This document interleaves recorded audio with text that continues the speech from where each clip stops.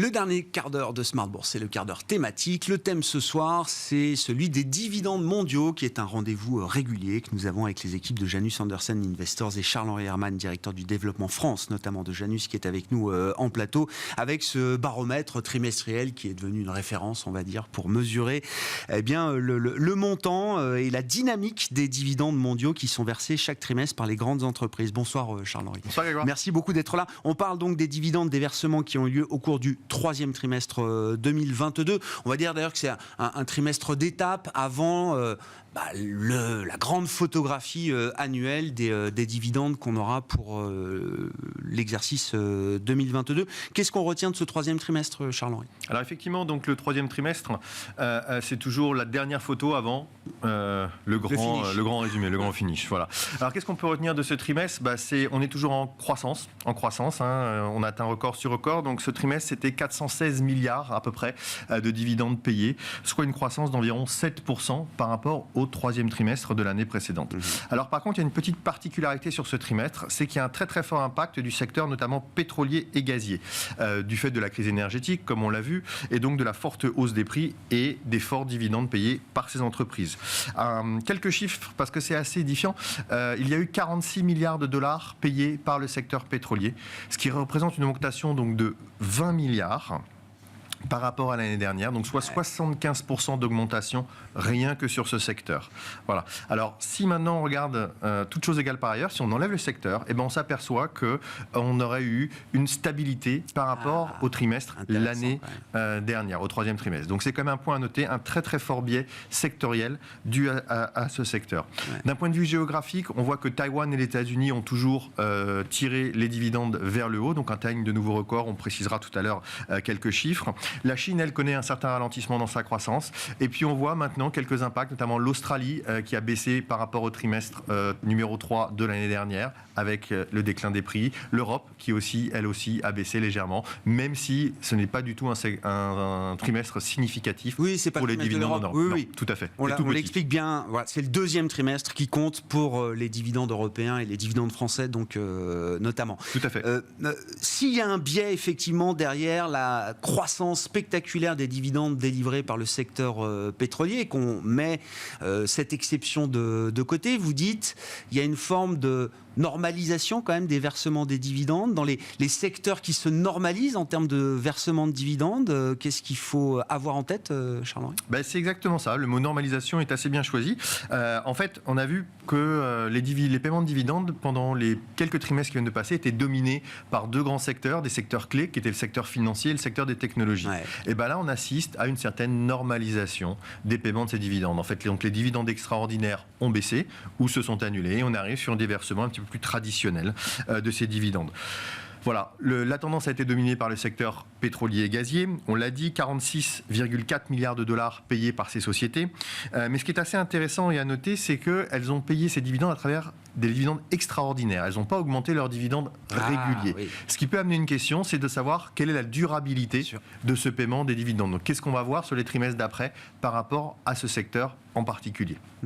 Voilà. Alors maintenant, si on vient un petit peu sur les autres secteurs, on a vu le trimestre précédent, on avait des très très fortes hausses du secteur minier. Et là, pareil, on l'avait déjà posé cette question ensemble.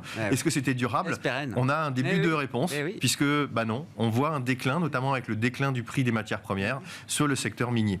Les secteurs qui sont en très forte hausse, c'est les transports maritimes, plus 120% de hausse. Le secteur chimique, avec plus de 60% de hausse. Les semi-conducteurs, 40% de hausse.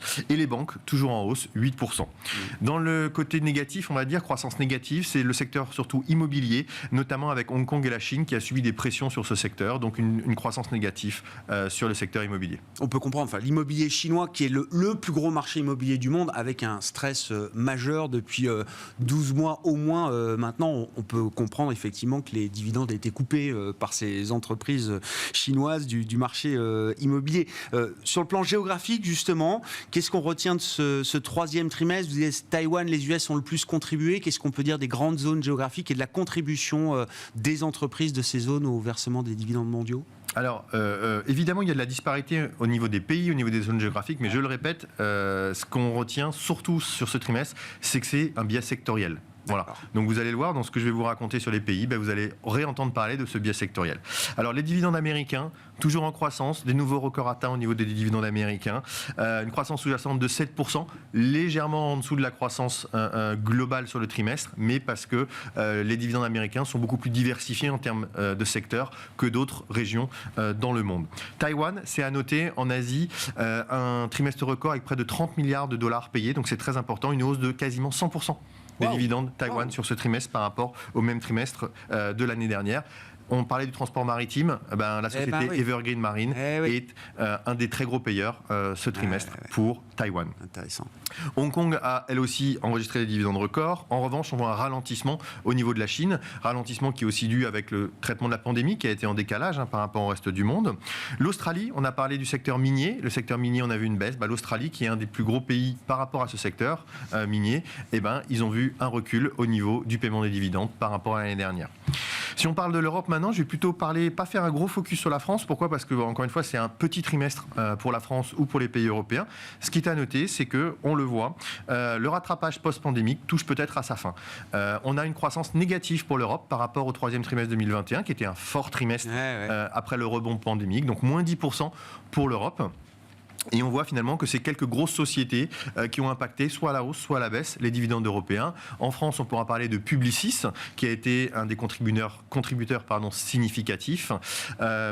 Sur les Pays-Bas, c'est la banque ING, donc toujours le secteur bancaire qui domine. Et en Norvège, Novo Nordisk. Si on fait le parallèle maintenant avec l'Angleterre, on sait que l'Angleterre souffre un petit peu économiquement. Pareil, dans la même, veine que l'Europe, on voit une croissance négative au niveau du Royaume-Uni, avec une baisse de 6,4% par rapport au même trimestre l'année dernière. Frappant à chaque fois combien la dynamique des dividendes mondiaux tels que vous la suivez trimestre après colle parfaitement à l'histoire économique ou des entreprises ou des secteurs ou des pays. Enfin, je veux dire, il n'y a pas de... C'est vraiment un narratif qui se superpose et qui... La rentabilité des entreprises... Oui, non, mais on se dit souvent les marchés sont déconnectés, les dividendes sont partout, tout le temps. Non. La dynamique des dividendes suit Une société paye des dividendes quand elle a des bons résultats ou quand elle ne les utilise pas en réinvestissement. Bien sûr. En termes de perspective, à l'issue de ce troisième trimestre, comment est-ce que vous pouvez ajuster les perspectives peut-être pour l'ensemble 2022, s'il fallait encore les ajuster, et puis pour 2023, qui nous intéresse le plus maintenant, Charles? Oui. Alors on a ajusté un petit peu pour 2022, puisqu'on a augmenté nos prévisions pour l'ensemble de l'année de 30 milliards. Donc on a augmenté de 30 milliards, donc soit 1500... Encore à la hausse, tout à fait, poussé par le secteur pétrolier, qui nous a surpris par la force du paiement de ses dividendes.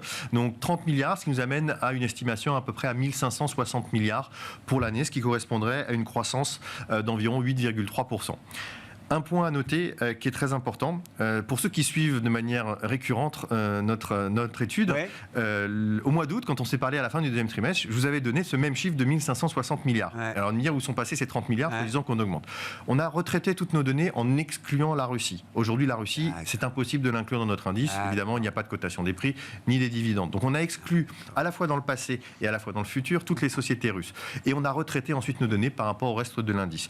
Donc, le chiffre est le même, mais avec une augmentation donc de 30 milliards, qui correspond, comme je l'ai dit, à peu près à 8% d'augmentation. À savoir que représentait la Russie dans l'indice mondial, c'était environ 1,5% du paiement des dividendes, donc pas très significatif par rapport à l'ensemble de nos dividendes.